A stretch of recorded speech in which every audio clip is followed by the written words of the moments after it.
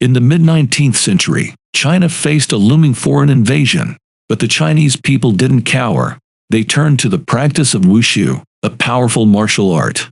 In this challenging time, a new warrior emerged. Su, a man dressed in a black suit, found himself trapped in a cave. It seemed like the end, but then a group of fearless black-clad soldiers intervened. Among them was General Su, known for his bravery and skill. Their mission was to rescue a prince imprisoned in a fortress. In return for this heroic act, the prince promised to make Su the governor.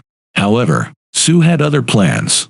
He wanted to become a wushu master and teach this martial technique to everyone, believing that this would ensure his brother-in-law Yuan's appointment as governor. The prince disagreed, and a heated argument ensued. He threatened to send Yuan away unless Su accepted the governorship. Despite the pressure, Su was determined to pursue his dream. At dawn, Su left the political ambitions behind. 5 years passed, and Su's family lived happily as he immersed himself in the study of martial arts. Yuan, Su's brother-in-law, decided to pay Su a visit. Yuan didn't believe Su's claims of boredom. In reality, he had come for a confrontation. Yuan unearthed a dark secret. Su had killed his real father because the elder man had mastered a deadly technique. Enraged, Yuan killed Su's father for lying. Ying, Su's wife, witnessed the gruesome scene and tried to escape with their son, Feng. However, guards led her to Yuan, who intended to continue the bloodshed. News of his father's death reached Su, and he rushed to the scene, only to find corpses and daggers flying at him. Su skillfully fought back, but Yuan's warriors were fierce. As the battle escalated, Yuan was about to pay tribute to his father by killing Su. But just in time, Su's allies arrived and thwarted the bloodshed. The two wushu masters battled near a river, but Su realized his sword was not particularly effective against Yuan's enhanced armor.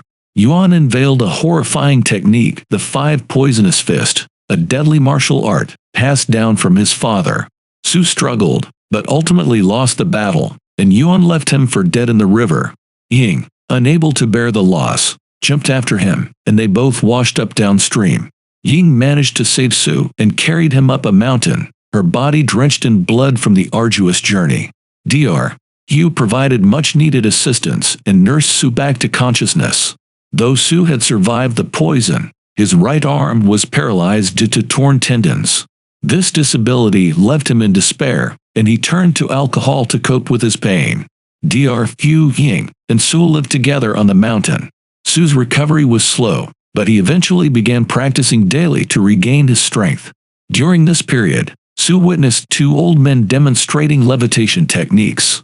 They guided him to a temple-like place, which felt surreal.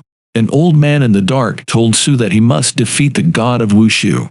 However, Su's arm had grown stronger, but his faith had weakened. He engaged in a series of intense battles with the wushu god, seeking to regain his lost faith and returned home. Days turned into weeks as Su's battles with the wushu god persisted. His physical health improved, but his mental state deteriorated. Doubts arose: was the wushu god even real, or was Su losing his mind? Another year passed, and Ying decided to check on Su's training, only to find him talking to imaginary entities and smashing vases against himself. She confided in Su about his behavior, but he was undeterred. Whether real or not, he was determined to become stronger and reunite with his family, particularly his son. Su's mental struggles continued, but he made remarkable progress in his martial arts training. The god of wushu claimed that Su had regained his faith in himself, a sign of newfound strength. Su realized that these characters he fought were creations of his mind, and his training was complete. Back at home, Su received a letter from Ying, stating her intention to leave and find their son. Yuan, however, had no plans to bring the child back. Meanwhile, Su broke into the palace to confront Yuan. Su's physical prowess was as formidable as ever, and he fought his way through Yuan's guards. Ying, on the other hand, was forced into a box and buried in the woods, with only the guards knowing her location. Su defeated Yuan's bodyguards and confronted the man he once considered his brother. Yuan attempted to use his venomous fist technique, but Su's newfound strength made him impervious to the attack. Su stripped Yuan of his armor and engaged in a fierce battle. Su used an iron chain to even the odds, ultimately defeating Yuan. Feng, Su's son, convinced him not to harm Yuan until they found Ying's burial place. Su raced into the woods, and with the help of the rain, he discovered a chest containing his deceased wife. However, it was too late. Ying was gone, and no one could bring her back. Su descended into an abyss of alcoholism and madness. Feng took it upon himself to nurse his father back to health, but the road to recovery was long and uncertain. Su witnessed conflicts between foreigners and Chinese but chose not to participate.